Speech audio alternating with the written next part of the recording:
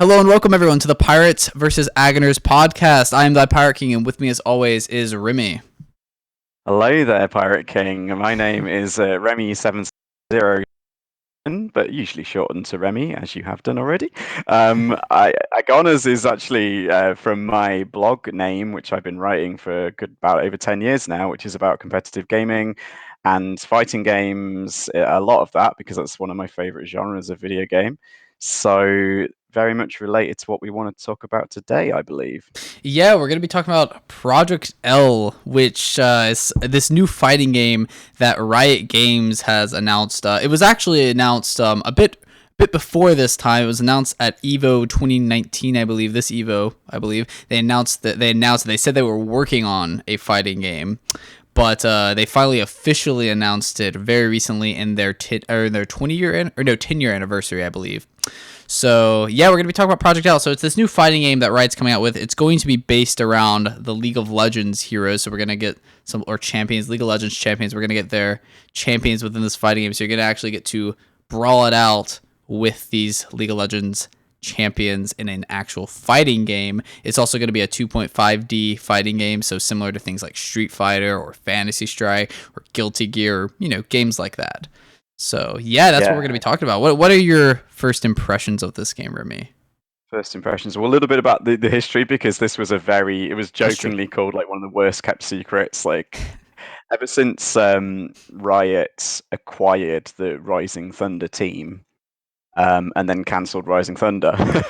that was only ever went into beta. That was another fighting game that another company was working on, essentially called Rising Thunder, and it had a brief few months of like an online beta. Subsequently to that, they've released it as a kind of free. Anyone can set up their own server and run it, but it's not really ever got finished. But the reason it didn't get finished is because Riot bought that team, and so it was always kind of, well, why would they buy team of developers who were working on a fighting game unless they want to release their own fighting game? So it was always kind of assumed this was happening. But yeah, the last, you're very correct, the official announcement was at Evo, and then this was the first time anyone had ever really seen any kind of footage or anything like that. Yeah, the footage, first impression, looks fine. Like, I mean, there's very little we really know about this game. Yeah, we First only of have, all, I think, 3 seconds or so of footage, and it's not even it's in the background of where they're actually working on the game itself. So it's kind of funny. We barely have anything to go off on this game. But speculation is the best part about these kinds of things. yeah, speculation is definitely running rampant already through the fighting game scene, and I mean, yeah, you like a big chunk of the trailer is like showing developers with their coding things like that. But people are really like breaking down and analyzing this kind of tiny bits of footage we've got. So there's a few little key things in the shots. Like you see the health bars, which looks very much like Rising Thunder. You see a combo counter on the screen. You see certain mechanics, like words popping on the screen that people have zoomed in and figured out. Okay, well, that's some indication of some kind of mechanic by the look of it. Mm-hmm. And yeah, what's the other thing? Oh yes, of course, and there was super bars, and then almost like unique mechanic bars as well for the characters. I know something you wanted to focus on today was going to be what kind of mechanics do we think the game will have? Yeah, no, here's my thing. After seeing the little bits that we have seen from the game, I don't know if they'll actually be doing this per se, but I still could see them do it with sort of what Rising Thunder did with sort of a cooldown mechanic, where each ability has a set time limit. So, for example, when you have abilities in fighting games, you generally have to have some way of balancing them if they're too strong or too not strong, right? Like the weaker ones, generally you can kind of like quote unquote like spam out, right? And the non ones you have some kind of drawback. So, for example, with like Guile, if I correct me if I'm wrong, but you have to basically be holding backwards. You cannot use his projectile while walking forward, right? Yeah, you need to charge it, as they call it. Yeah, they're called charge abilities, right? But they're also very powerful abilities, but that's sort of the drawback. So with a cooldown mechanic, a very powerful ability might have, say, a 5 second cooldown or a 7 second cooldown, and a weaker ability might only have a 1 second cooldown, right? Maybe even some Yeah. only have like half a second cooldowns. And so that's what Rising Thunder did. And I played a little That's bit of the game, and it's pretty interesting actually how those mechanics worked because you can still get a lot of combos off surprisingly.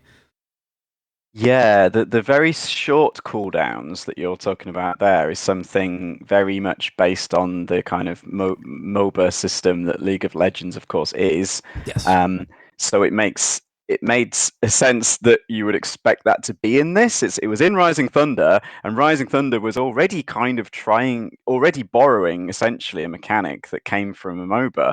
So yeah, and then of course you go, well, hang on, obviously it's going to be there, but I didn't see any indications of it on the tiny amount of footage we did see. That's not to say it isn't there, like it's Mhm. impossible, but also like the very long cooldowns for abilities is very common in fighting games already, because you've got super moves, and in like Street Fighter 4, you had Ultra Mechanic, although in Street Fighter 5, you've got the V trigger mechanic. Now they're a little bit different in how they work, and they're usually slightly they're not necessarily a pure cooldown. Like it's not exactly just on a timer. Um, although I think Mortal Kombat has similar mechanics. You might be familiar with those as well. Yeah, I believe. Oh man, Mortal Kombat. Yeah, they have a. Oh, what was it? Yeah, they also have obviously you can build it. You build up your meters. You have like a defensive meter and an offensive meter, and it actually builds up throughout the game. So no matter how much you're attacking or defending, it still builds up the same amount. Which is Oh, kind of yeah, which is kind interesting. of interesting. So and they did that so that it encourages you to just use your meter, right? So don't worry about like just use it. Like if you've got it, like just use it because it doesn't necessarily matter if you're All just right. waiting or attacking for it because you're going to get it whenever, right? I think some Yeah. characters might have ways of building it faster or slower, but don't quote me on that. I could be wrong. It's been a while since I played MK11. That's cool, yeah. The only interestingly enough, we both play a fighting game called Fantasy Strike, and that's the only one that has a pure cooldown, as it were, on the super. So your meter just builds over time, and each character builds meter at a different rate. And Mhm. there's a few little things that can interrupt that, like if you're knocked down, you don't build meter while you're knocked down. But in general, it's just a straight timer, so, which is just another way of doing the super bar, which is what I'm getting at. It's not like the idea of a cooldown, people think, oh, that's absolutely crazy. You can't possibly put that into a fighting game. And it's like, well, actually, if you think about it, we're pretty much there already with a lot of Yeah. things. It's kind of What been we have, around just sort of in a different, I guess, a different medium. yeah, So instead of having cooldowns for specific abilities, it's a cooldown for the same ability that all characters have, basically. Which, yeah, yeah. But yeah, no, I do agree. In the little bits of the seconds that we saw from the game, it doesn't seem like there's going to be a cooldown mechanic for the individual characters, like for their abilities. However, I still think that there might be. Just maybe it's hidden, maybe it's not. In Rising Thunder, it actually showed you those things. Maybe in this one, it doesn't show you. Maybe you just have to keep it in your head. I don't know. Obviously, there's not mm, much to go on for that. But if they do or if they don't have it, I think it'll still be interesting. I think it'll be more interesting if they do have it because I don't think we've seen a fighting game that has individual ability cooldowns. no, apart from Rising Thunder. But Yeah, in apart from Rising that. Thunder, it was very much there was the vast majority of they put it on the special moves, obviously, which we're talking about, and the vast majority of them, like the cooldown was pretty short, so it didn't really limit you that much. For example, a classic fireball move, you could press it and do the fireball, and then the cooldown began until you could do it again. But you couldn't. There was still the standard rule in fighting games: you couldn't have more than one projectile on the screen anyway. So generally speaking, by the time your fireball had either been blocked or had gone off the screen, um, you could do the next one anyway. So the cooldown was short enough that it didn't really impact the game at all. On most special moves, there were a handful in Rising Thunder, where you couldn't use them that often. Um, one thing to speak about the cooldown that's kind of important as well is this game going to be like Rising Thunder and like Fantasy Strike and be one button special moves? Mm. I would argue. I think this is something else that we wanted to talk about as well, is how accessible will Hmm. the game be. I think that's kind of what you're getting at here. I would say apps. I would say yes, but I do not know to what extent, right? Because there's a way that you can make it accessible, but there's also a way that you can make it still having like input mechanics, like for example, in Street Fighter, like quarter circles or half circles or full circles, things like that. I Hmm. don't think they're going to do that because I think Street Fighter is very, I would argue it's on the, like, there's a spectrum of like accessibility and non-accessible, right? I would say Street Fighter is further on the line of not accessible because of all of the crazy inputs that you have to do and memorize. And then say Fantasy Strike would be on the furthest end of being accessible, right? Because one button special moves, which is fantastic. I think Street Fighter, I think that Project L is going to be further on the line of accessible, but I don't know if it'll have single button special moves. But I think there's a higher chance of single button special moves. And the reason I say that is because Riot Games did buy Rising Thunder, which did have Yeah. single button special moves. So I think that it will have single button special moves, at least in some way. Maybe not entirely, though. Okay, so you think there might be some kind of hybrid system going on there? Yeah, the cooldown mechanic specifically is part of the reason I think they did it in Rising Thunder. It's because of the way special moves, as you know yourself, are quite often a lot more powerful than your normal moves that you've always got access to in a fighting game. And one of the ways they've balanced special moves being more powerful options has been execution.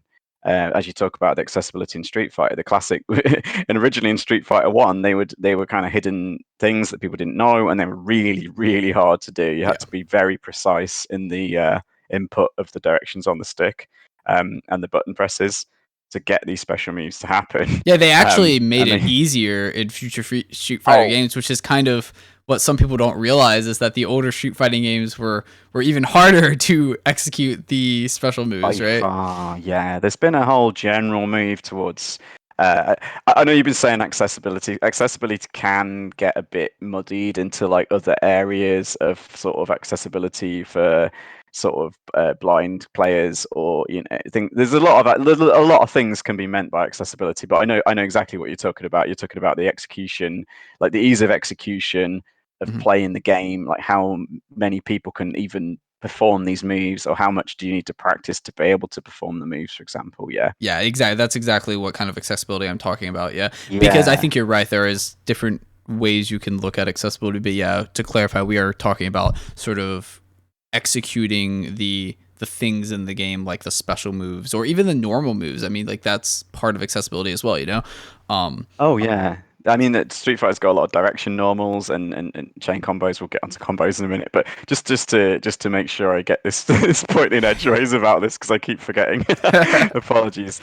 One of the ways they have balanced the special moves over the time, even though execution has generally become easier, as we say, even in Street Fighter titles.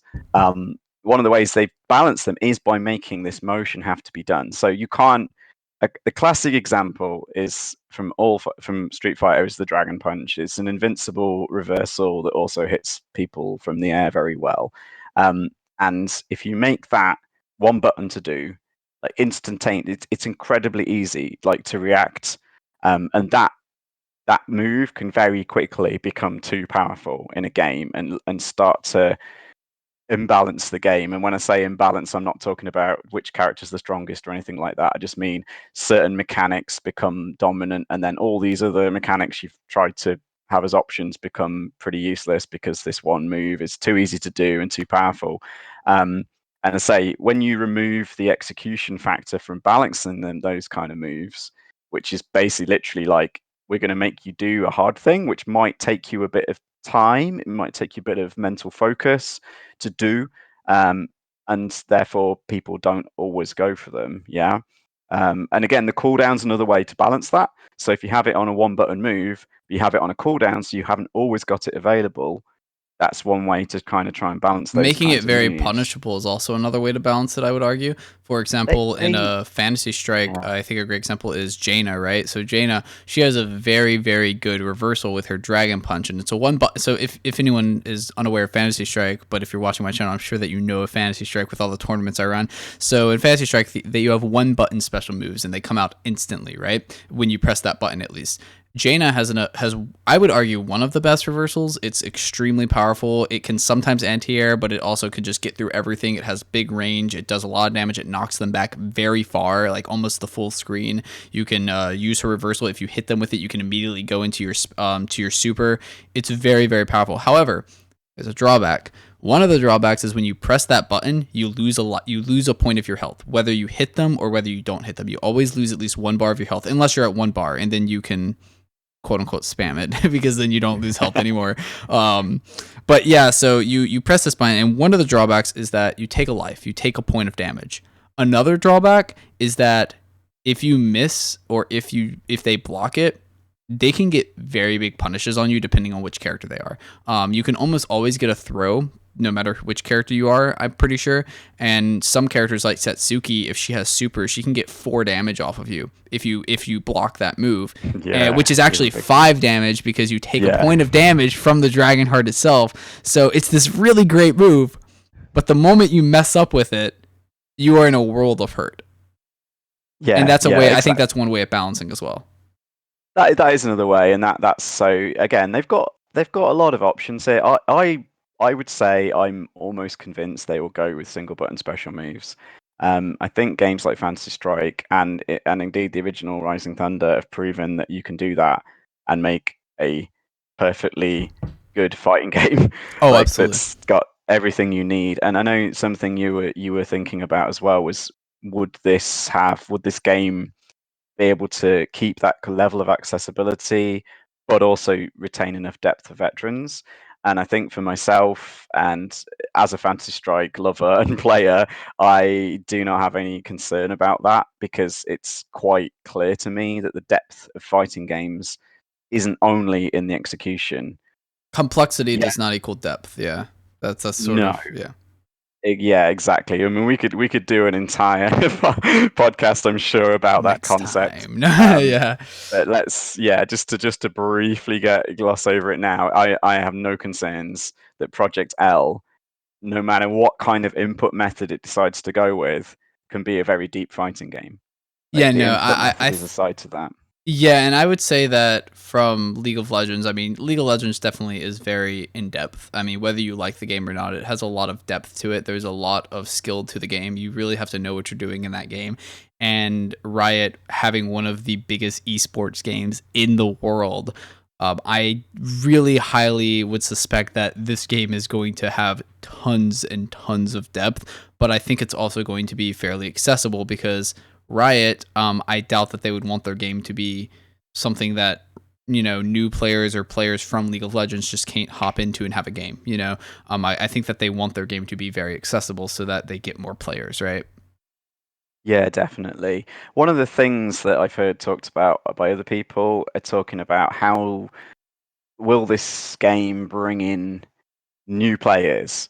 And I think one of the things that you'll definitely see is exactly what you've just said, which is Riot have obviously got their big pool of League of Legends players, but at the moment, League of Legends is their only game, if I'm not very much mistaken. It is. No, yeah, this is the first time that they're branching out into other genres, or I shouldn't even say other genres, other games, right? I Other mean, games at yeah, all, at their yeah. 10-year anniversary, not only did they announce Project L, and we're not going to talk about these other games in this podcast, but they announced a new shooting game, they announced a new CCG, an online CCG, and obviously Project L, and they even announced an animated series. So Riot is finally branching out to all of these different avenues, and I think it's great because you have a company, and I think this is another topic that we want to talk about is like, is it going to bring in new players, like you said? And I 100% think that it will definitely bring in newer players because you're going to have this company that has millions upon millions of players playing a game called League of Legends, and they're going to announce all of these new games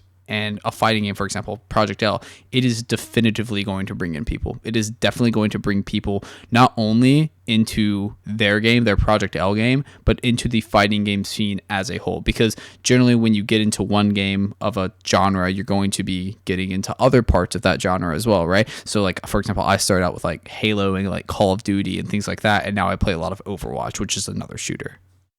Yeah, it's quite possible. It's quite possible. You definitely.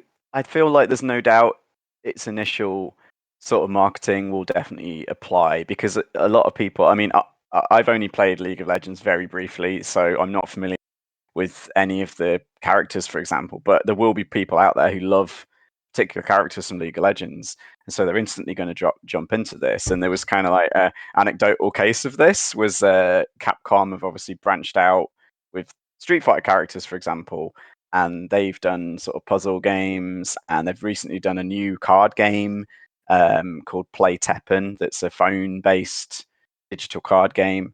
But people, I know I've seen people who are picking up that game just because they love the characters. I mean, even Even earlier. I mean, though, even earlier, like you get like Tekken versus Street Fighter, if I recall, that was the game, right?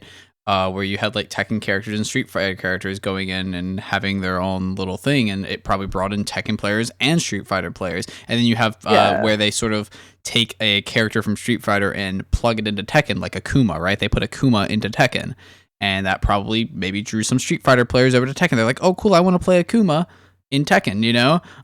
Or you get, I mean, another great example is Marvel versus Capcom, right? Another great game, another great fighting game where you get all of these players that like a particular thing, or even non-players. Like some players like Marvel characters and want to beat people up as Marvel characters, right? which is a really good analogy for this because I say you'll get people that are League of Legends players or just fans of the characters who'd be like, "Wow, here's a game with those characters in. I want to see it." I mean, funnily enough, Fantasy Strikes, of course, work in reverse in that you've got card games and board games with the same characters in, but then the video game came later, the fighting game came Yeah. later. So, Yeah, and I mean, I'm an it's example all the same though. idea. Yeah, I'm an Sorry. example of one of the people who I haven't really played much League of Legends, really any at all, but I love the character designs and I love the artwork and I Right. love the story, which is why I'm so excited for this game because I can finally have a game with League of Legends characters that isn't League of Legends. Yeah, you're a fan of the characters more than the game at the moment, so this is perfect for you. Yeah, Absolutely. yeah. So I think that unless you wanted to say anything else, I think we should maybe move on to another topic. I think that one big question that a lot of people are probably curious on is what's the pricing model going to be? How are they going to make money off of this game? This is always the question, not only for players, but also for the business that's making the game. They're probably saying, how are we going to make money? And the players are saying, how much are we going to have to spend here, you know? I mean, this gets really difficult to predict because, as we said So before, many different Riot models. have yeah, but Riot have the League of Legends model, but so people are anticipating they're going to do something like that with all these new games they've announced, including Project Owl, the fighting game. But are they? It's not a given. A lot of people are assuming that, but I don't know for sure. There's also the factor of console releases with this, and obviously free to play games in the League of Legends mold have started to come to consoles now, so it doesn't rule it out entirely, but it's much less common with console games. Um, so we really don't know if I mean, what's your expectation? My expectation, I think I'm definitely optimistic. And the reason I'm optimistic now, like you said, you have a game like League of Legends, right? And in League of Legends, it's definitely I don't want to say it's an entirely a money grab, but it's definitely harder to actually get into League of Legends as a new player because you really have to grind a lot or you have to spend some money, right? Um, whether that's a good or a bad thing, I mean, that's kind of up to the consumer, I think. But I would say I think most people, most players probably would prefer things to not be pay to win, right? And I think that with this new game, I think that Riot's going to take a different approach than their League of Legends model. And the reason I say that is because I'm going to reference a game that we know a little bit more about that's coming up from Riot Games, their new CCG, their new card game. They've talked a little bit about the pricing model, how they want it to be a little bit less luck based, like less like pack based, where you're just having to buy packs all the time. Like I think you can still do that, but they're also gonna make it where you can like buy individual cards and things of that nature, or just like play the game and like grind out gems to do it that way, right? Which I think is a pretty good model, at least for a card game. Mhm. So I think they're going to not do the same model of League of Legends. I think they're going to make it a free to play game, definitely. But I think Oh, really? Okay. yeah, I definitely think this is going to be a free to play game. One reason is because free to play games have historically usually made, like if they're a good game, have made more money than a non free to play game, which is kind of interesting.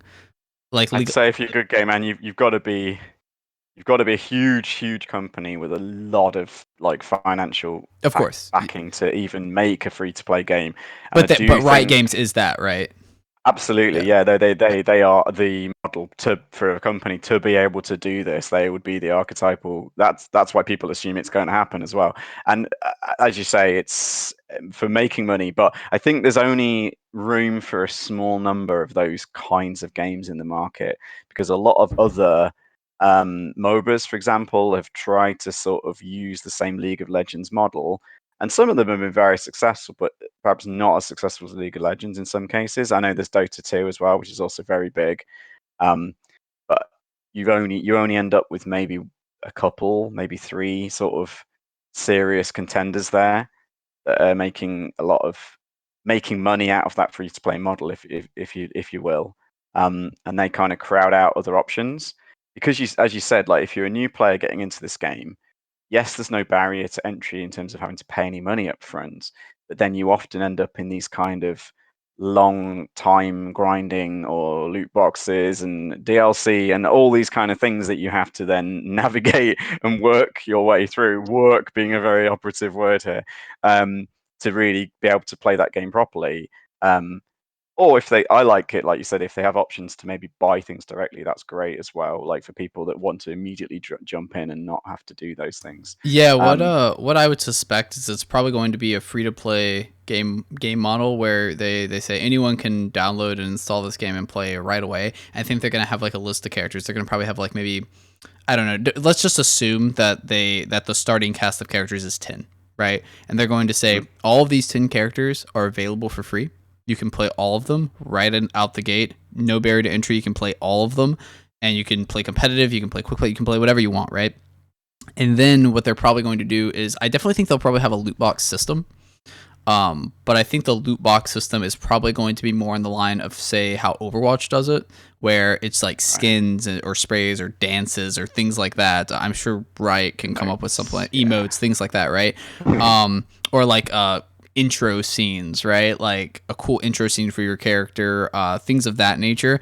And then but then aside from that, they'll have another model or they'll have the loot boxes, and then they'll also have something called like new characters, like quote unquote DLC, right? So every new Mhm, character that comes out, you can either grind it out for like, so let's just assume gems, right? You could like grind out gems or gold to buy that new character, or you could spend $5 and then you get that new right. character, right? And I think they're definitely going to make new characters fairly regularly, right? Because they're going to want you to buy these things, right?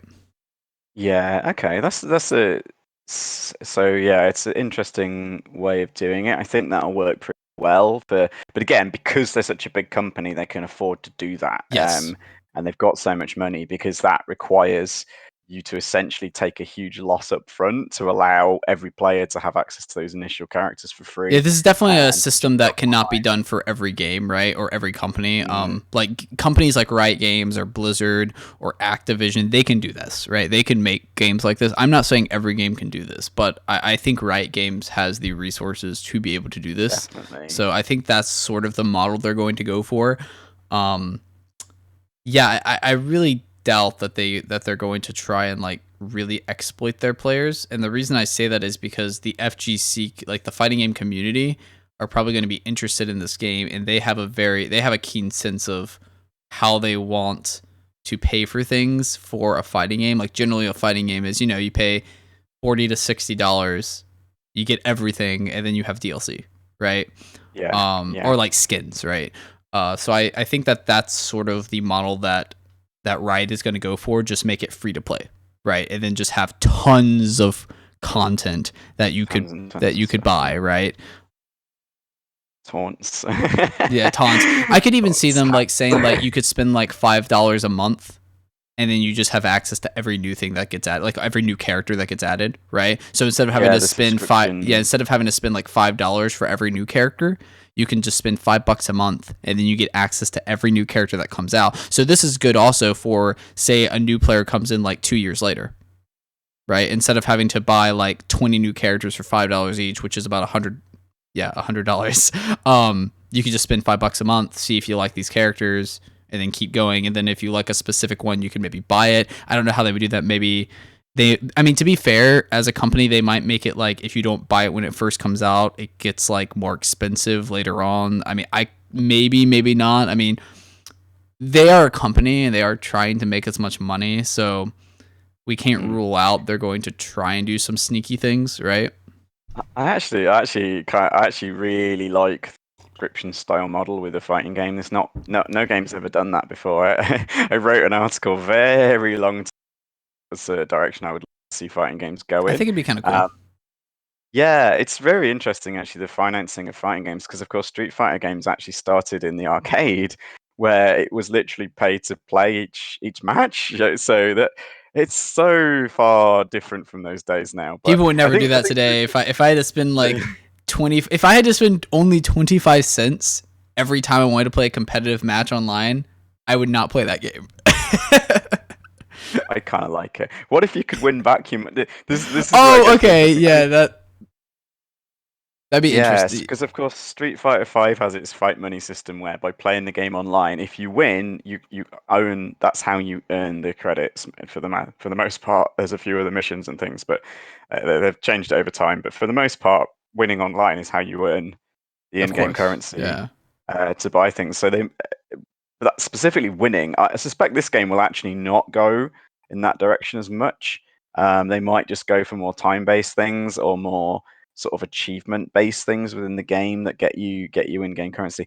I think that the really important point though for us is like you alluded to with the fighting game scene, how they don't expect any kind of pay-to-win mechanics. Um, and that would absolutely go down like a lead balloon, Yeah, I don't basically, think they're gonna have pay to win. Like I if they think, go that way. yeah, Yeah. if they go that way, people will still play the game. There will still be a huge amount of people that play this game.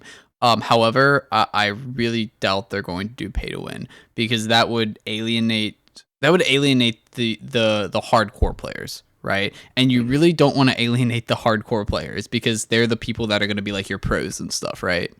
So Yes, and of course they do have the cannons are part of the team that they bought to get this, and they're still working on it. You've got other people from the fighting game community, such as Seth Killian, who did used to work for Riot. He doesn't anymore, but you've got within Riot, within the team making Project Hell, you've got clear influence from existing fighting game players who understand this like you and I do.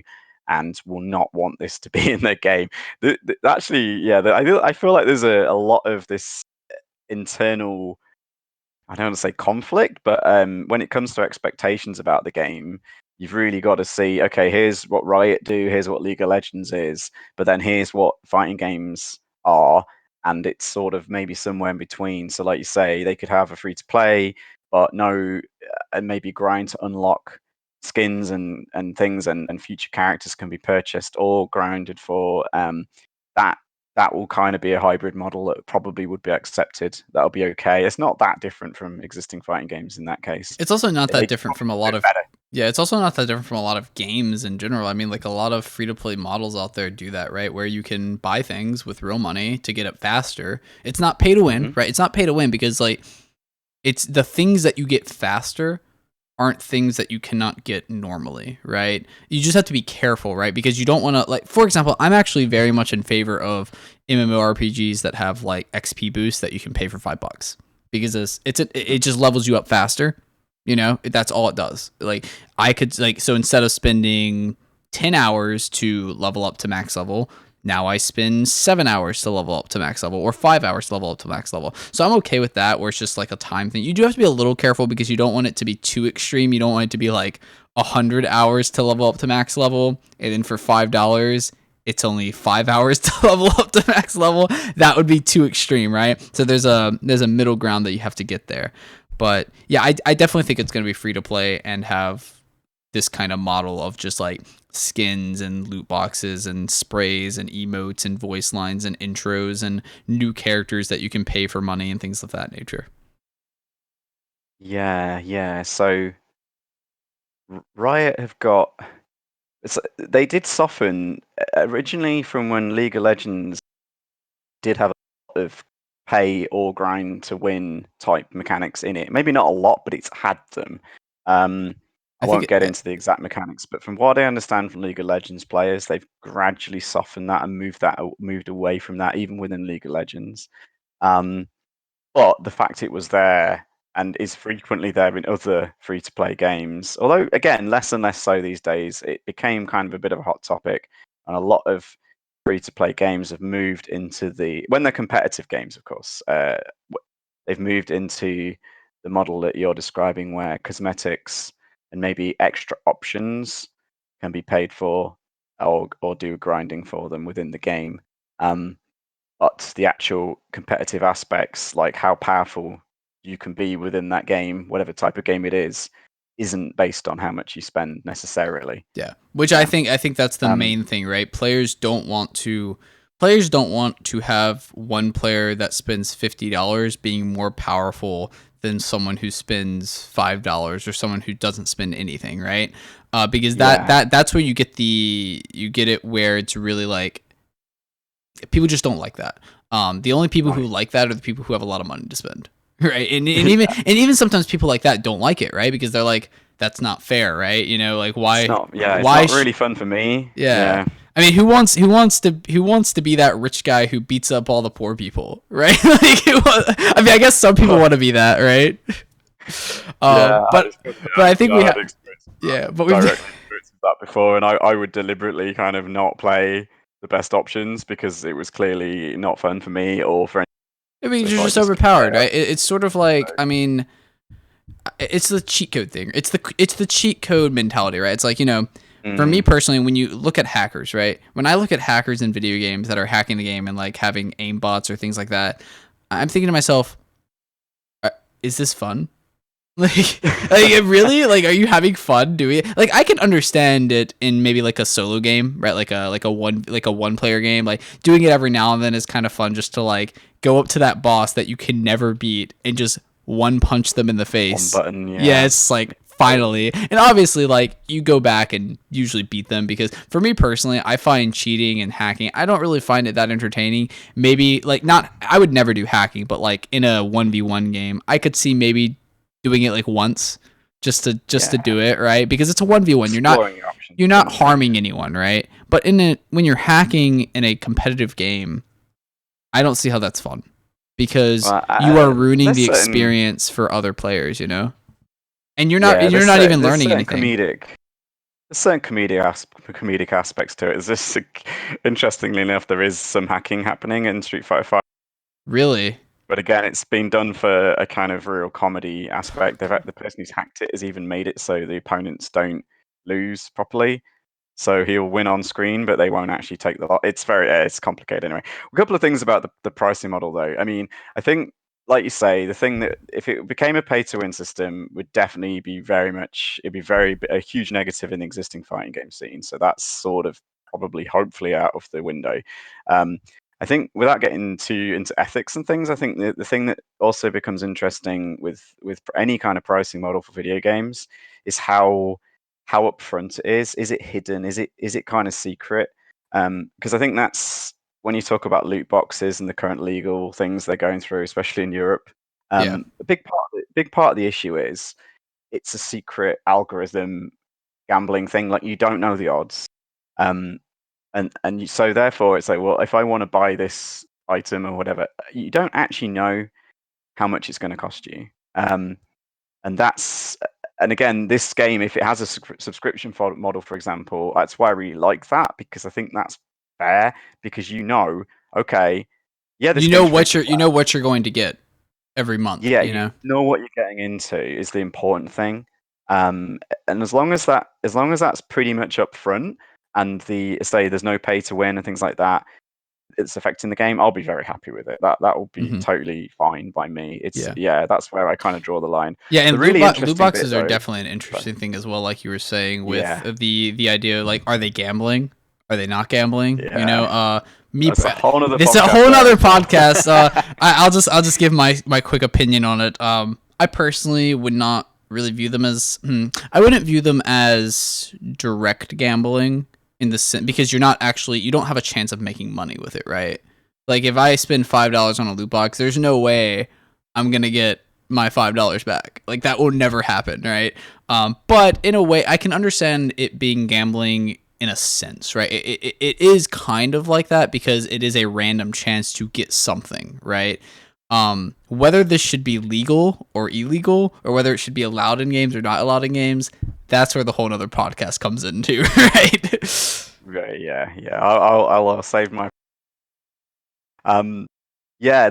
So, but with this kind of, so we've talked about how this wouldn't be a pay to win, but here's where it becomes a bit more tricky to define. So, um, I've made jokes about this in the past and say, well, okay, so you go into a fight, and you've got your Ryu-esque character, and the opponent's got a character, and they do a fireball move against you that's like, and you're like, wow, that looks great, like, and then you try and do one yourself, and you can't do it, and you find out you've actually got to grind for 50 wins or whatever to Oh get that yeah. move, right? And this is where, or maybe you can pay some money to get it, unlock it. This is where it gets a little bit murky, especially with the history of Rising Thunder, which we talked a little bit about on Twitter, but I'll repeat it here for listeners. It's essentially Rising Thunder did have a little bit of this.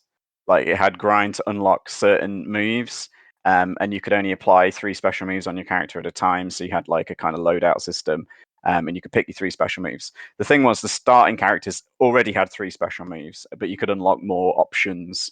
Yeah. But they really were just options. Like the starting 3, for the vast majority of cases, were perfectly playable, and in some cases were probably the best way to play anyway. That character. There's a whole game design issue about that kind of system, but like whether you're actually just making, whether you're really options or not. But for the most part in Rising Thunder, it wasn't a big deal. But that was only a beta, um, and they weren't trying to make money. It was a free to play beta. So when you move that into the territory of a company like Riot, who wants to make money off this game, clearly, I'm very nervous and honestly quite pessimistic that they will do that kind of thing a lot more. Hmm. And you will have a move like that, perhaps hopefully not as fun to a character as their fireball, but I do think you're going to see that. You get, I really hope. they're going to add Ryu and say you have to spend $5 to use your Shoryuken or your Fireball. Oh, you have to pay to use Ryu's Fireball now. No, but I mean, it this it sounds crazy, but this wasn't completely different from how League of Legends was. yeah. Gem, some kind of power up that your characters could get that you just didn't have unless you played like hundreds of games or paid money or Hmm. whatever. So you were literally at a competitive disadvantage against someone else Yeah, and from the get go. I think we can both agree that we don't want that system, right? Like we would not want a No, system like I that. Yeah. absolutely detest Now it. here's So something that's that I think would be interesting. Which is a middle ground on this. And I know that's weird to say because it's hard to have a middle ground here. And the way I have a middle ground here is like this. So every character that comes out, whether you have to buy the character or not, let's just say like every new character that comes in and the characters that start when the game releases, they all have their move sets and all of their competitive, like, so there would be like a competitive move set and non-competitive move sets. The competitive move sets that you can use in the competitive game modes and like in tournaments and things like that. So MK11 does this where you have like a tournament build, right? So you have right. those Yeah, you have those move sets and those builds, quote unquote builds, and you could maybe mix and match, but that's more of like semantics there. But you have these competitive moves and competitive movesets and tournament loadouts, and every new character and every old character will have these available to everyone. Everyone can use these because they're the competitive ones. But you also have non-competitive ones that are non-competitive and you can do in like say a quick play format or a fun format or a custom game or things like that. And these you would have to grind out or you would have to pay for or you would have to do these things. right. And I'm okay with that because that does not take away the competitive viability of the game. but it adds a level of like fun for like casuals, right? Yeah, So it'd be I think that would interesting be for really sure. cool. So, for example, Smash Ultimate, like Smash, they do this where you can sort of customize things. You can customize your movesets, but you can't actually use those in a tournament, right? So I think that I could see that as a middle ground, having it, but not having it as a competitive moveset and having all the competitive ones available to everyone. And that would also Right. allow it makes it easier for balancing too, right? Yeah, definitely. That could be fine. One of the difficult fighting games has been how to attract and expect. Well, attract is one issue. I think they've been fairly successful in the past in attracting that casual, non-competitive audience, even though this is a competitive game. Usually it's single player modes, story modes, those kind of stuff. Mortal Kombat is kind of like the poster game for this, Yeah. in that like it sells really well. Like a lot of casual players buy it and play it, but they don't really get into the competitive side of it. But they're happy with that because the companies get making enough money I would anyway. argue that Smash actually is the Smash best. is, yeah. I think that's the best Oh, example because there are so many players that play Smash, love Smash, play it casually, do the story mode, or just play with friends for fun with all these crazy items. And like when I'm watching it, I'm like, guys, let's turn off all the items and just let's just play the game. yeah, And they're yeah. like, that's not how you play the game. And I'm like, but that is how you play the game, right? um, No, I was sticking to the traditional fighting yeah, games, of but yeah, course, yeah, yeah, actually, yeah. Smash, you're quite correct. Smash is an even better example of it. But retaining that retaining those casual players is often another matter entirely. And I don't think Mortal Kombat really has done that well with that in the past. I mean, I don't know. Obviously, we don't know the financial aspects of this. The companies have to work around. Um, but it's definitely something that's very difficult. And even if you make the game accessible, it still doesn't mean casual players enjoy competing. Right? That's one of the, well, again, a future podcast perhaps. But yeah, call it casual for now. There's a lot of loaded language behind that. But yeah, the typical player we're talking about here just isn't really interested in competition. But here's a game that's a competitive game that we're going to try and get them to play.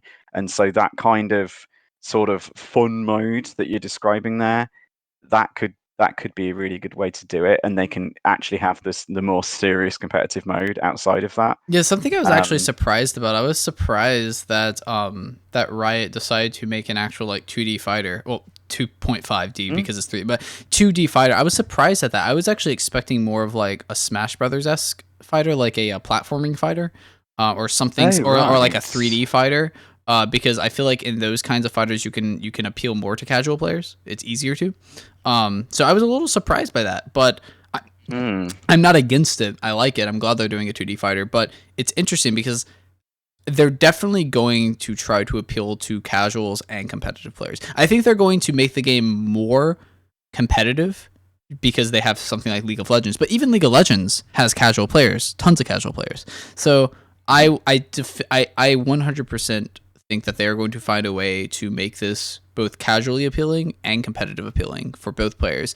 And I don't know how they're going to do it. I think, like I was saying, the one example is like having this like casual format with like crazy moves and things like that, or even just like an interesting story mode. Maybe make it like maybe have like a system where it's just like a So you know how anime fighters, or not anime fighters, but like three. I don't even know the name of this kind of a fighter. You know, games like let me think. What's that game called? The Shonen Jump game. oh right. I Okay. forgot the name of Yes. that. So Jump Force. they're kind of 3D brawlers, I Yeah, guess yeah. you could call that. I think they might add like a game type like that just for fun, Okay, just for like single casuals. camera. Yeah, so like have a Yeah. 2D game for like, and that's the competitive scene, right? That's where the esports is. That's where all that is. But then because Riot has the resources to do this, right? Not every game can have both of this, but I think Riot has the resources to say, here's your 2D fighter, and this is where we're gonna patch things. This is where the competitive stuff is gonna be, and here's your like 3D brawl game where you can just like brawl it out for fun. I think they could do that. Mm-hmm. I think that'd be really, really cool too, because I'm a competitive player, but I'd probably play that for fun too. Like I'd probably go into Brawl and like play play Yeah, yeah, Jinx and other League of Legends characters. I think that'd be a lot of fun. yeah, yeah. No, I think that was a very, very interesting idea. Yeah, To be honest, it's crazy. I'm speculating. This is like really big speculation too, because there's no indication that this is gonna happen. But I think it'd be cool.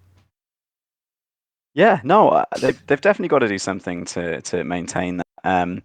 I mean, you also wondered if it was going to stay as a 1v1 format, using Oh, tag battle or team fighters.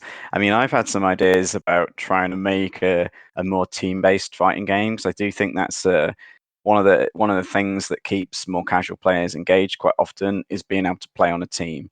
There's obviously big ups and downs of that as a competitive player, but from a casual standpoint, one of the the classic reasons people think that people are scared to get into fighting games or find fighting games intimidating in some way, or just they don't try it, is the 1v1 aspect.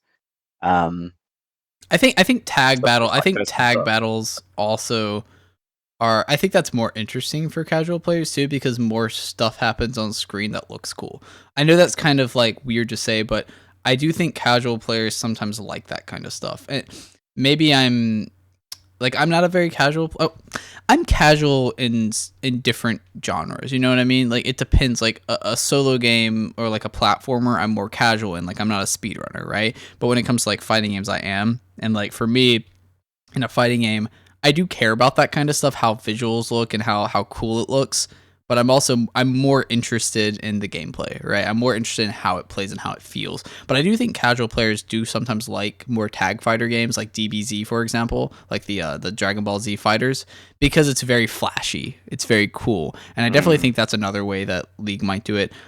Whether it's going to act, whether Project L is going to be a tag fighter or a team fighter or like a 1v1, I would, maybe this is just me wanting this, because I definitely prefer 1v1 aside from team. I think it's going to be 1v1, but I could see them also having like a team fight like mode where you can pick it. Like I know that Smash has this as well, a similar thing.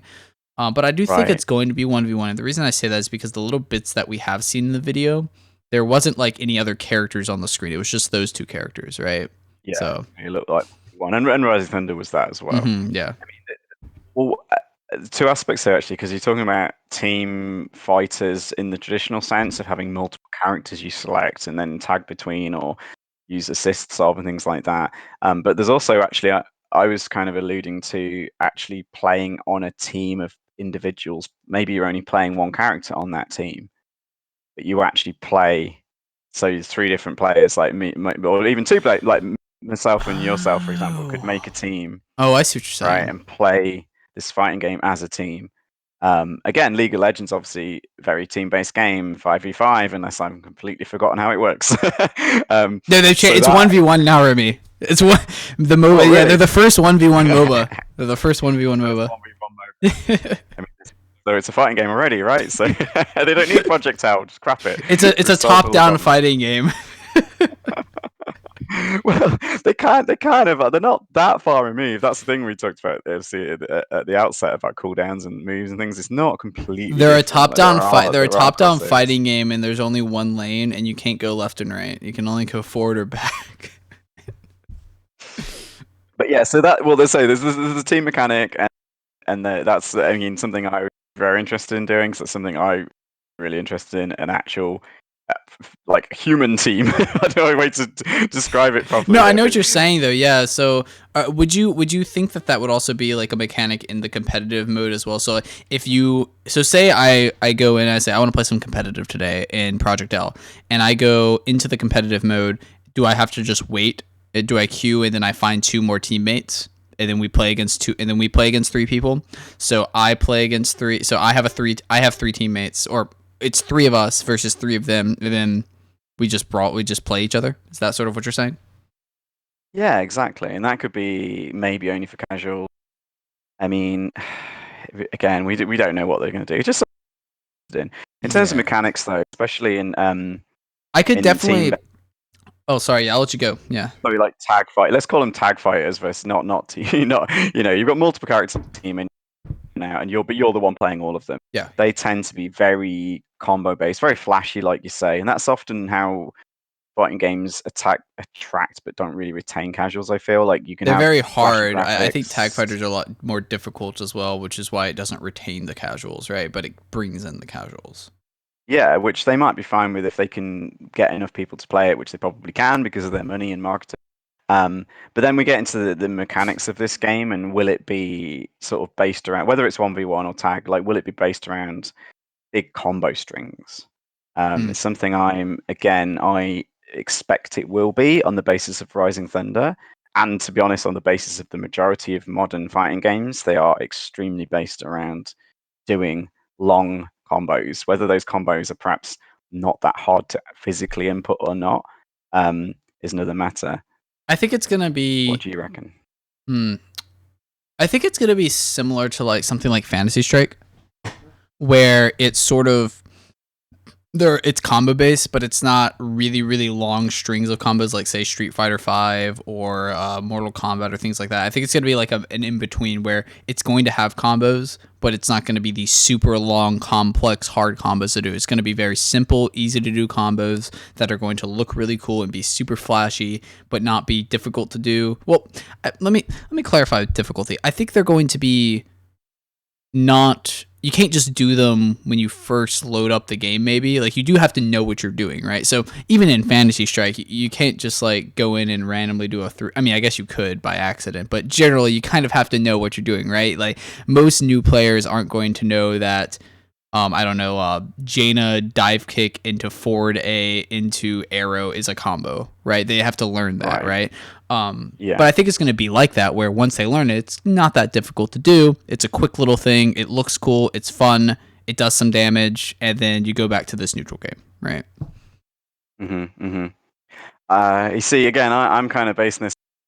Rising Thunder is essentially based off the Street Fighter 4 mechanics, but made somewhat easier to do. But I'm very nervous about this because when you get into these massive anime fighter, Dragon Ball Z style combo games, Oh, yeah, those, yeah. it's not my personal taste in fighting games. Obviously, a lot of people do like that, which is why I think they'll go with it. Mm. And that's more what people think that fighting games are about. I personally prefer a more short combo, neutral based fighting game like Fantasy Strike or Street Fighter Or 2. Samurai Showdown. Um, Samurai Showdown is one I've not got into myself yet, but it's one that definitely sounds interesting to me for the nature of its mechanics. I agree with So you. yeah, I that. do prefer like the shorter combo type games as well. But I'm gonna quote a tweet though, actually, from someone I follow called Novril Tataki, and he's definitely one of the a big fighting game sort of scene person as well that I'm familiar with. And this is actually a joke about Rising Thunder because he said if your accessible fighting game has combos that are harder than my bread and butter in Guilty Gear or Melty Blood, then we have a big problem. And that's exactly what Rising Thunder was. There was some really difficult one frame links to do Hmm. the really big optimal combos that realistically, if you want to play in competitive game properly, you kind of need to be able to do all these things. Yeah. Yeah, people say, well, you're kind of playing it, but yeah, if there's whole systems and like whole combos and things like that you can't do, like you probably can't play this game to at least to a high level anyway. Yeah. No, So I don't think that Project L is going to do that. Um, well, hopefully it's something they've learned from Rising. here's Like, yeah, my realistic argument as to why they're not going to do it. You want to hear it? You want to hear it? I'm ready. They bought Rising Thunder and shut it down. Good point. But no, like in reality, I really don't think that they're gonna do it because I do think that having things like that would push away the casuals, right? And they definitely want to. I think that Riot wants this fighting game to be the biggest fighting game in the world. Like Yeah, they they definitely do. want this because when Riot makes a game, like this is the first time they're branching out from League of Legends, and League of Legends is, I think it's the biggest MOBA. Maybe Dota 2 is a bit bigger. I'm not 100% sure. I think it's one of the biggest, if not the biggest. Probably depends on how you Yeah, how calculate you it. calculate. Yeah, Yeah, because I know Dota has had like bigger prize pool tournaments than League, but I think League has more players. It really, it's one of, if not the biggest MOBAs in the world. And it's been around for 10 years. And they made the game. So I definitely think that when they make this fighting game, they want this game to be bigger than Street Fighter. They want this game to be bigger than Mortal Kombat. They want this game to be bigger than Tekken. They want this game to be big, big, big, not only for competitive, but also for casuals. And that's why I don't think they're going to have like these one frame links and stuff. I'm sure that they're going to have some like frame stuff because every fighter does, but that's almost just like inevitable, right? Like every fighter's going to have that. Yeah. But yeah, the issue is when you design a really big open-ended combo system, like you typically have in tag fighters, you kind of inevitably leave yourself open to these massive combo strings. Skullgirl's another example, actually, where it's got huge like combo potential, but then they had to put mechanics in to have damage scaling and various other things I I won't think get into now. Skullgirls But has a mechanic where it actually ends your combo, right? You can only do it for so long, and then it just like pushes you away. So that you literally cannot infinite in Skullgirls. yeah, the infinite protection stuff. Yeah, but to say the nature of these kind of if you have that kind of open-ended combo-based game, they tend towards these kind of things. And yeah, they can patch it and change it. But it comes back to this thing of like how do you it's that casual or a big audience that you're talking about there. It's a very interesting one when it comes to those kind of combos because you often have, like you say, casuals can maybe like the flashy difficult to do moves and big long combos can look flashy at times, don't get me wrong. But then does that then push them away from actually playing the game because they try and do it themselves and realize I haven't got a hope in heck of doing I think this it's kind of option, yeah? Yeah, I think it's gonna be like a mix between like Samurai Showdown with sort of like these one like move type crazy things that do tons of damage, and then so it's gonna be a mix of that and say like Fantasy Strike, where it's gonna have these combos, but they're not gonna be like frame type combos. It's gonna be you do like say a four move combo or a 5 move combo, and then it resets Mhm. everything, right? Or maybe not reset. Maybe you have like positional advantage, but it resets in the sense where the combo's finished, right? Where there's no way to do like so. Let me give an example. So in Mortal Kombat 11, MK11, you can do this thing where when they bounce up off the ground, you can keep comboing them but you have to time it like just right, like really. Like I've been in training. I would be in training mode for hours just practicing these perfect like bounce up combos to get maximum damage. I don't think they're going to do that. I think they're going to do it Okay. where it's sort of you do a quick combo and then it's finished. Like you can't continue it with anything. I really hope so, and I really hope you're right. I hope I'm right too, because Copy if the I if things I'm through not from right, then I look like an idiot. yeah, well, we'll come back. We'll be able to come back to Cynical. I mean, I'm it's at sure. least 2 years away before they're even ready for this game, is what they've said. So, Absolutely. and even that, it wasn't like we're going to release in 2 years or anything like that. We're going to not tell you. We're going to go quiet. I think they said they're going to go dark and they're not going to talk about it Absolutely. anymore because And they're still heavily in development. yeah, absolutely. Yeah, I did want to touch on one last thing before we end up the podcast. Do you think that this game is going? Do we think that this game is going to cause other fighting games to get less attention? Do you think this game is going to sort of just like make all these other fighting games sort of less relevant, or do you think I that? think there's. You know, Hmm. Sorry, yeah, I definitely think there's a potential there. As I said earlier about the free to play kind of dynamics and the huge company dynamics here, it's almost like they become a monopoly and they kind of drown out all the competition. So you end up with only two or three like big players in that space. And I think we could see the same thing here. This might be the first one. And then let's say Street Fighter 6 comes out and then kind of copies that kind of model and that becomes free to play. And so, and then maybe there's room for a 3D game. Probably Tekken's the most popular, and then there's room for a Smash style game in this. So you could then easily cover like a variety of styles of fighting game. But then would anyone else really have room to get into that once you've got it's hard. dedicated players? Um, as you say, one of the things, if people invest a lot of time into all the kit and things, I mean, players do switch between game to game. Like you give the example of different like FPS games that you've got into over the years, and I myself have played like virtually every fighting game there is at some point. So it is something people swap around, and maybe that grows the whole scene, and that's what people like hope is the positive side of that is the scene grows, and therefore there's more people playing Project L, but there's also more people playing Street Fighter. There's more people playing Fantasy Strike. Like any kind of games, or that could happen. But then, like you say, it could easily kind of steal the limelight as well. I think it's going to be a Uh, little bit of both. I think it's going to steal yeah, the limelight. I think it will be like the biggest one, but I think money it'll, wise, yeah, money wise and yeah, player wise. But I think it's also going to allow more people to get interested in fighting games. I think they're going to say like, "Oh, this is a really cool fighting game. I really like this is my like people are going to say Project L is my favorite fighting game." But they're going to say, "But I also like Fantasy Strike. And I also like right. Street Fighter." And I also like Guilty Gear or Tekken, or you know what I mean. So I think it's going to be like that. And or maybe it's just another fighting game.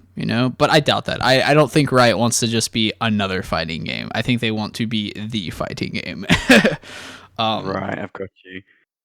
One of the interesting things is about this as well is how the tournament breaks down with this, because again, I've seen Sage Am talking about this, and is it a guaranteed for Evo, that's a good which is question. currently the biggest fighting game tournament, because the guys that run Evo are also on the team. I think it'll be at Um, Evo. Yeah. Or will but the counter argument to this is that Riot will want to keep their own separate tournament ecosystem, and will if Mm. they have like Riot tournament where they have League of Legends, Project Owl, then your card game, then you shoot what like Oh they'll yeah. have that kind of tournament structure. So it actually might really sit apart from the existing fighting game community and Should it be existing its own fighting game thing? tournaments. It could be its own thing, and therefore, again, we really don't know. It'd be interesting to see how this all pans out. That's for sure. Yeah, I'm super Um, excited to see how it all comes out. And obviously, I don't think we're gonna see exactly how it pans out for another like 2 or 3 years, because we Definitely have not. to wait for the CCG to fully release, which that's gonna be the first one to release. I mean, people are already playing it. Right. It's already in beta. I think it's gonna be CCG first, then the fighting game, or maybe CCG, then animated series, then fighting game, then shooter, something like that. Okay. Yeah. But anyways, to end off the podcast, I think today, because we've been going for a bit. So reasons to be optimistic or pessimistic. That's something that I know that you wanted to talk about today. So Yeah, we've covered a lot of it already. I yeah. think I think like the optimism, a lot of these things are double-edged sword. Riot themselves, yeah, they're huge, they're big, they've got all this money, they can inject all this excitement and like get all this marketing, and they've got existing millions of players who are going to be interested to play these characters in a new way. But like, are they going to go down this grind, pay to win kind of model? They've got things that fighting games would not want in them that is in their previous in League of Legends, to say previous games, their own previous game. Another thing would be offline play, for Yeah. example. It Will they include that? That's an expectation in a normal fighting game for normal tournaments like Evo, is they're played offline and they're streamed.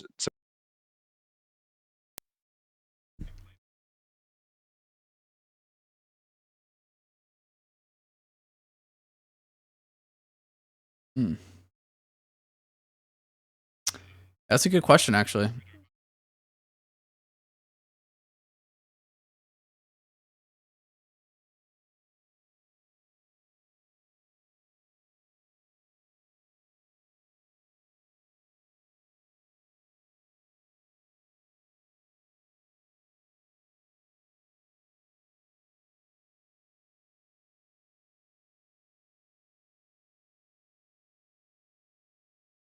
Hmm.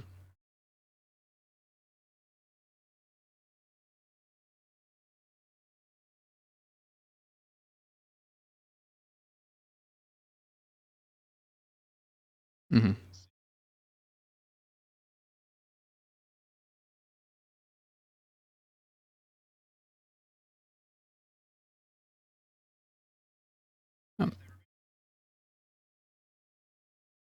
Yeah, that's why I say I think it's gonna be like a mix, right? It's gonna be like a mix of combos and not combos.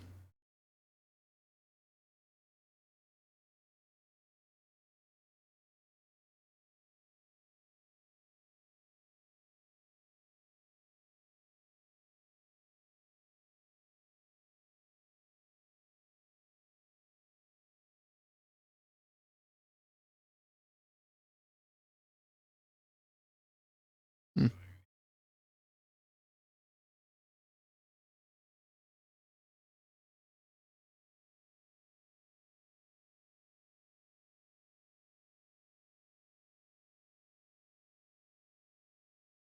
Hmm.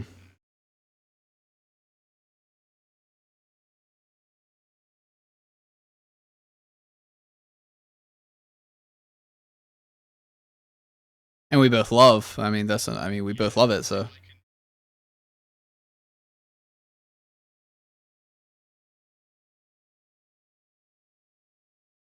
Hmm.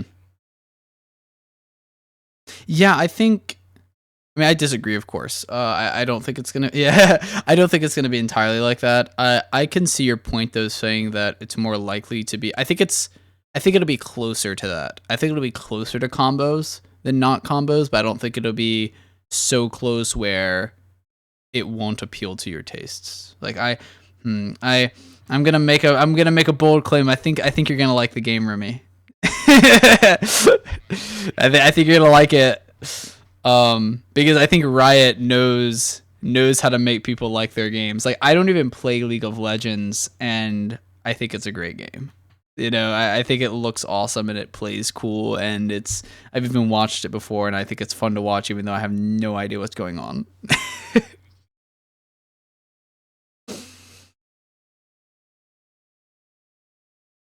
Oh, I will never play League of Legends. Like I'm never gonna play that game. But I wish I could. I mean, I've never really been super into MOBAs. The only MOBA I really got into was Heroes of the Storm, um, but just because it was a bit more accessible. Uh, but no, I'm very so. You said that you're a bit more pessimistic about the game.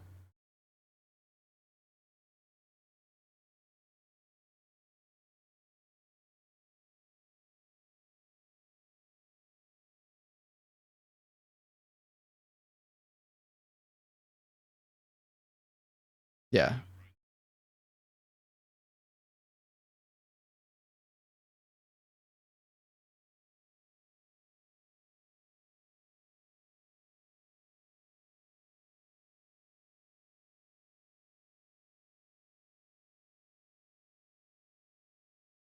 Mm. Yeah, see, I think for me, I'm a bit more optimistic because I definitely don't think it's going to be like a pay to win type thing. And even if it is, let's just assume that it is super highly combo oriented. As long as for me personally, this is just opinions, right? For me personally, if it is super highly combo oriented, but those combos are easily executable, I'm game. I'm cool with that because that's my big thing. I want my fighting games to be accessible, even if it is combo oriented, even if it is neutral oriented, even if it is any kind of oriented. As long as it's accessible, as long as I can perform these things with say 30 minutes to an hour of practice, like consistently, like I'm cool with that. And by consistently, I mean let's say 85 to 90% of the time, right? Because even in Fantasy Strike, you can drop things if you're not paying attention. Rarely, but it happens, you know. Um, yeah.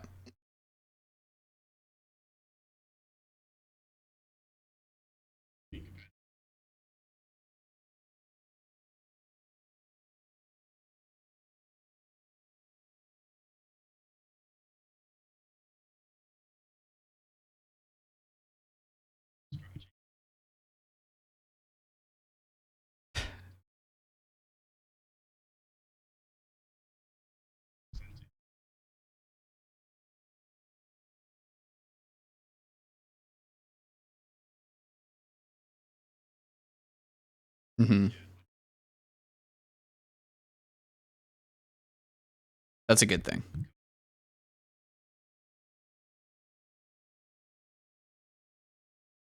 Yeah, I played a little bit of it myself, and I couldn't figure it out. I was like, oh man, like how? Like I watched a video and they did all these combos. I'm like, but how?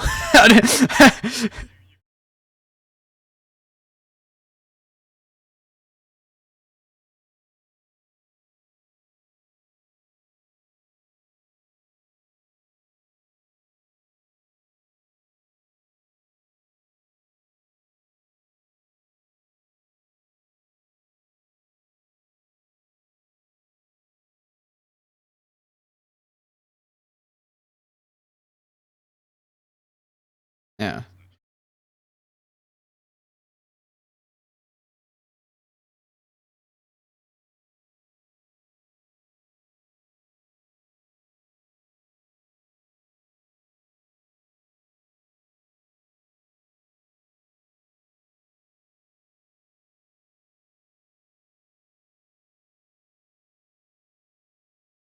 Stop bringing up valid arguments to like make me look like an idiot. I don't like it.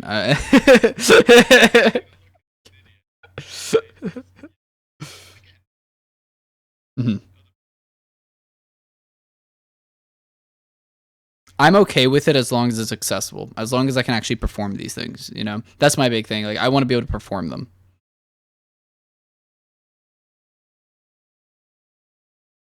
Yeah. And I should say also be able to perform them fairly easily. For example, I played a little bit of Guilty Gear, not much, but I played a little bit of it. And I was able to perform the combos. Like I was able to do it like in the training mode. I think Guilty Gear is one of the best training modes ever. I was able to perform the combos. I was able to do it. It just took me a lot of practice and I couldn't do them in an actual game. I did it I think I did it twice in a game one time. Because I was playing against another one of my friends who was also learning the game, and I did the combo and stuff. He was like, "What? How did you do that?" I was just like, "I practiced for 2 hours in training mode," you know. But yeah, so okay, I think that we've covered a lot for this game. I'm super excited to. I mean, whether it's a good game or a bad game, I'm excited to actually see what the game is and how it goes. You know.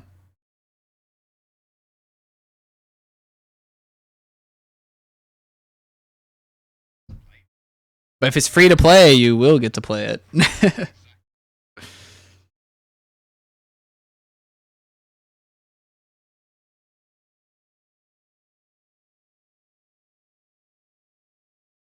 Oh, absolutely.